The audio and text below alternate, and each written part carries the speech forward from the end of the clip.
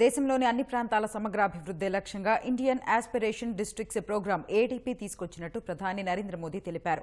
ADP సాధించిన విజయాలను ప్రశంసిస్తూ ఐక్యరాజ్యసమితి అభివృద్ధి కార్యక్రమం యుఎన్డీపీ విడుదల చేసిన నివేదికపై మోదీ హర్షం వ్యక్తం చేశారు.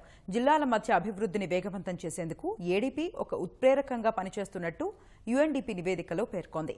ఆరోగ్య సంరక్షణ, పోషణ, విద్య, నీటి వనరులు, సమృద్ధి వంటి రంగాల్లో గణనీయమైన పురోగతిని చవిచూసినట్టు యుఎన్డీపీ పేర్కొంది. ఈ విషయాన్ని ట్విట్టర్ ద్వారా తెలియజేసిన ప్రధాని యుఎన్డీపీ తాజా నివేదిక అభివృద్ధిని అంచనా వేయడంతో పాటు ఏడీపీ కార్యక్రమాలకు ప్రోత్సాహకరంగా ఉంటాయన్నారు.